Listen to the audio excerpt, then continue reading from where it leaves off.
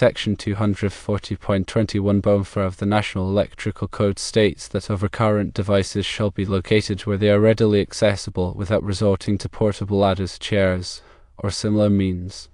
This requirement aims to ensure that overcurrent devices, such as circuit breakers and fuses, are easily accessible for inspection, maintenance, and operation. Accessibility is crucial for timely intervention in electrical emergencies such as power outages or faults. The term field installations refers to electrical equipment installed after the initial construction or renovation of a building. This includes equipment added to existing circuits or in new locations. Sections 240.21(3) and 240.21(4) do not contradict each other. Section 240.21(3) requires that overcurrent devices be installed in enclosures or gutters that provide access without opening them or removing covers. Section 240.21(4) complements this requirement by ensuring that the enclosures or gutters themselves are readily accessible. Let's consider the application of Section 240.21 to a 50 amp tap off a 1600 amp bus. If the tap is less than 10 feet long and terminates in a 50 amp overcurrent protective device, Section 240.21 would not prohibit the installation. This is because the tap would be considered a field installation and would be accessible by means other than ladders or chairs, such as a nearby walkway or platform. Here's a more detailed breakdown of the key concepts. Firstly, overcurrent protection is a fundamental safety principle in electrical systems. Its primary purpose is to protect conductors and equipment from excessive current flow, which can lead to overheating, insulation damage, and even fire. Overcurrent protective devices, or OCDs, are designed to interrupt the flow of current when it exceeds a predetermined level. These devices include circuit breakers and fuses, each with its own operating characteristics and applications. Secondly, accessibility of overcurrent devices is essential for several reasons. Regular inspection and maintenance are necessary to ensure that these devices are functioning correctly and are capable of providing the intended protection. In the event of an electrical fault, quick access to the OCD allows for timely intervention to isolate the problem and prevent further damage. Moreover, accessibility facilitates the restoration of power after a fault has been cleared. Thirdly, the term field installations distinguishes between electrical equipment installed during the initial construction phase and equipment added or modified later on. Field installations often involve tapping into existing circuits to supply power to new loads or equipment. These modifications must comply with the applicable requirements of the National Electrical Code, including the rules governing overcurrent protection and accessibility. Section 240.21 of the NEC provides specific rules for the protection of tap conductors, which are conductors that branch off from a main feeder or bus. These rules are designed to ensure that tap conductors are adequately protected against overcurrent, taking into account their opacity and the characteristics of the connected load. Fourthly, the NEC addresses the potential for conflicts or ambiguities in its various provisions. In the case of sections 240.21(3) and 240.21(4), it's important to understand how these requirements work together to achieve the overall goal of electrical safety. Section 240.21(3) focuses on the accessibility of the overcurrent device itself, requiring that it be installed in an enclosure or gutter that allows access without the need to open or remove covers. This provision is intended to facilitate routine inspections and maintenance without exposing personnel to live electrical parts. Section 240.21 complements this requirement by ensuring that the enclosure or gutter containing the overcurrent device is also readily accessible. This means that the enclosure should be located in a place that is easily reached without the use of ladders, chairs, or other similar means. Fifthly, let's consider the specific scenario of a 50 amp tap off a 1600 amp bus. In this case, the tap conductors are supplying a load that is significantly smaller than the capacity of the main bus. The NEC allows for such taps under certain conditions, provided that the tap conductors are adequately protected against overcurrent. The length of the tap conductors is a critical factor in determining the applicable rules.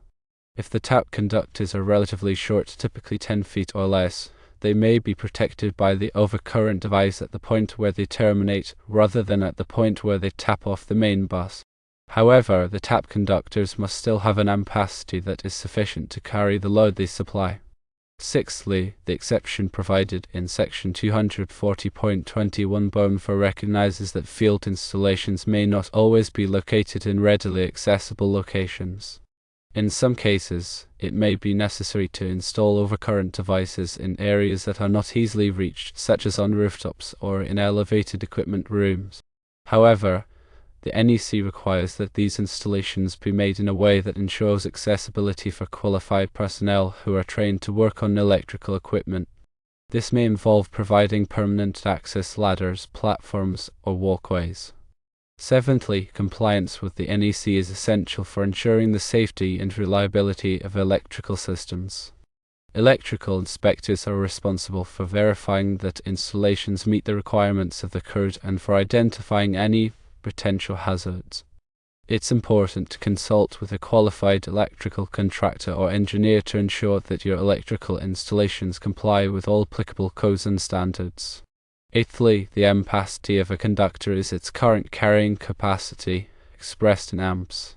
The ampacity of a conductor depends on its size, material, insulation type, and the ambient temperature in which it is installed.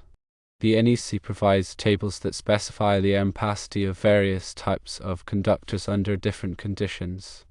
It is crucial to select conductors with an ampacity that is sufficient to carry the load they supply, while also taking into account any applicable directing factors.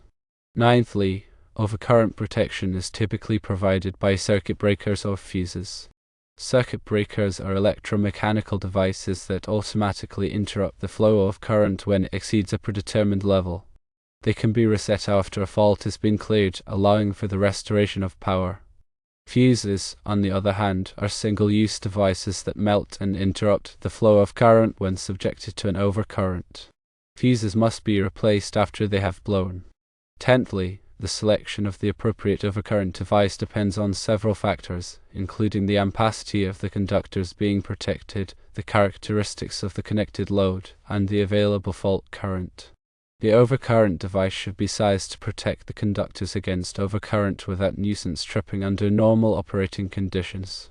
In addition, the overcurrent device should have a short-circuit current rating that is sufficient to withstand the available fault current at the point of installation. 11thly, the available fault current is the amount of current that would flow in a short-circuit condition. The available fault current depends on the characteristics of the electrical supply system, including the impedance of the source and the conductors.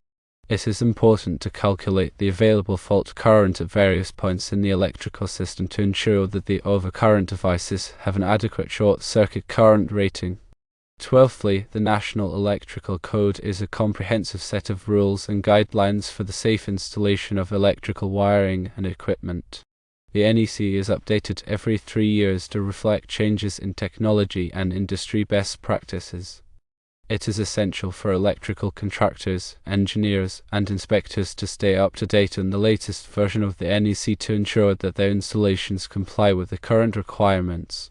13thly, electrical safety is a shared responsibility. It is important for everyone to be aware of the potential hazards associated with electricity and to take precautions to prevent accidents. This includes using electrical equipment safely, avoiding contact with live electrical parts, and reporting any electrical problems to a qualified professional. 14thly, when working on electrical equipment, it is essential to follow lockout/tagout procedures to prevent accidental energization.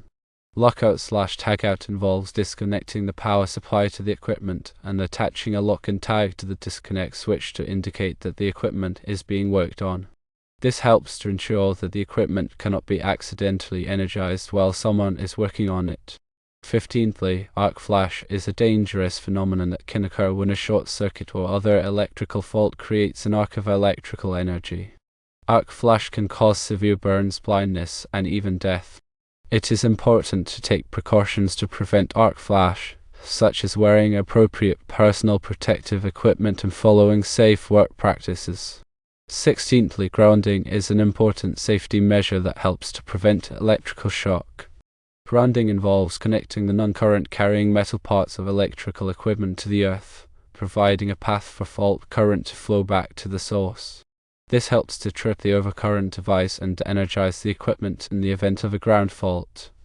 17thly, bonding is the process of connecting together the non-current carrying metal parts of electrical equipment to create a low impedance path for fault current. Bonding helps to ensure that all metal parts are at the same potential, reducing the risk of electrical shock. 18thly, surge protection is used to protect electrical equipment from voltage surges, which can be caused by lightning strikes, utility switching, or other events. Surge protective devices, or SPDs, are designed to divert excess voltage to ground, preventing it from damaging sensitive electronic equipment. 19thly, harmonics are distortions of the sinusoidal waveform of alternating current. Harmonics can be caused by nonlinear loads, such as electronic equipment and variable speed drives. Harmonics can cause problems such as overheating of transformers and conductors, and interference with electronic equipment.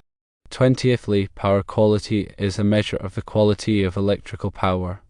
Poor power quality can be caused by voltage sags, voltage swells, harmonics, and other disturbances.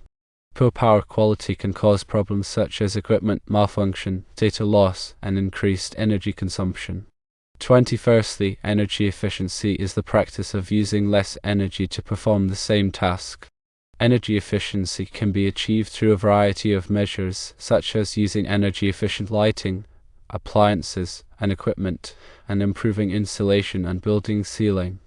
22ndly, renewable energy is energy that comes from sources that are naturally replenished, such as sunlight, wind, and water. Renewable energy sources are becoming increasingly popular as a way to reduce reliance on fossil fuels and to mitigate the effects of climate change. 23rdly, electrical codes and standards are constantly evolving to reflect changes in technology and industry best practices. It is important for electrical professionals to stay up to date on the latest codes and standards to ensure that their installations are safe and compliant. 24thly, continuing education is essential for electrical professionals to maintain their skills and knowledge. Continuing education courses can cover a wide range of topics such as electrical codes, safety, and new technologies. 25thly, professional certifications can demonstrate an electrician's competency and knowledge. Certifications are available from various organizations such as the National Electrical Contractors Association and the International Brotherhood of Electrical Workers. 26thly, electrical safety training is important for all workers who may be exposed to electrical hazards. Training should cover topics such as hazard recognition, safe work practices, and the use of personal protective equipment. 27thly, a qualified electrical worker is someone who has the skills and knowledge to safely perform electrical work. Qualified electrical workers should be trained in the applicable codes and standards and should be able to recognize and avoid electrical hazards. 28thly, it is important to use the right tools for the job when working on electrical equipment. Using the wrong tools can damage the equipment or cause injury. 29thly, always de-energize electrical equipment before working on it unless it is absolutely necessary to work on energized equipment. If it is necessary to work on energized equipment, follow safe work practices and use appropriate personal protective equipment. 30thly, never work alone on electrical equipment. Always have someone nearby who can help in case of an emergency. 31stly, report any electrical hazards to your supervisor or to the appropriate authorities. Electrical hazards can cause serious injury or death. 32ndly, be aware of the potential for arc flash when working on electrical equipment. Arc flash can cause severe burns, blindness, and even death. 33rdly, use appropriate personal protective equipment when working on electrical equipment. Personal protective equipment can help to protect you from electrical shock, arc flash, and other hazards. 34thly, follow safe work practices when working on electrical equipment. Safe work practices can help to prevent accidents and injuries. 35thly, take your time when working on electrical equipment. Rushing can lead to mistakes and accidents. 36thly, be careful when working around water and electricity. Water can conduct electricity and can increase the risk of electrical shock. 37thly, never overload electrical circuits. Overloading can cause the circuits to overheat and can lead to a fire. 38thly, use extension cords safely. Do not overload extension cords and do not run them under rugs or furniture. 39thly, inspect electrical cords and plugs regularly for damage. Damaged cords and plugs can create a shock hazard. 40thly, keep electrical equipment clean and dry. Dirt and moisture can cause electrical equipment to malfunction. 41stly, have your electrical system inspected regularly by a qualified electrician. Regular inspections can help to identify potential problems before they become serious. 42ndly, if you're not comfortable working on electrical equipment, hire a qualified electrician to do the work. It is always better to be safe than sorry. The discussion regarding the 50 amp tap off of a 1600 amp bus relates to specific applications of these general principles. The acceptability of such a tap depends on factors such as the length of the tap conductors, the ampacity of the tap conductors, and the overcurrent protection provided at the tap location. The NEC provides detailed rules for determining the allowable length and ampacity of tap conductors, as well as the requirements for overcurrent protection. In general, shorter tap conductors are allowed to have a low ampacity and longer tap conductors, provided that they are protected by an overcurrent device at their termination point. The overcurrent device must be sized to protect the tap conductors against overcurrent, while also allowing for the normal operating current of the connected load. The exception provided in section 240.21 BOM recognizes that field installations may not always be located in readily accessible locations. This exception allows for some flexibility in the placement of overcurrent devices, provided that the installation is made in a way that ensures accessibility for qualified personnel. However, the NEC also emphasizes the importance of minimizing the length of tap conductors, as longer tap conductors are more susceptible to overcurrent and short-circuit faults. In summary, section 240.21 BOM of the NEC addresses the accessibility of overcurrent devices and provides guidance in the protection of tap conductors. This section is intended to ensure that electrical systems are installed in a safe and reliable manner, while also allowing for flexibility in the design and installation of field modifications. When applying these rules, it is important to consider all of the relevant factors, including the ampacity of the conductors, the length of the tap conductors, the overcurrent protection provided, and the accessibility of the overcurrent devices. Consulting with a qualified electrical contractor or engineer can help to ensure that your electrical installations comply with all applicable codes and standards.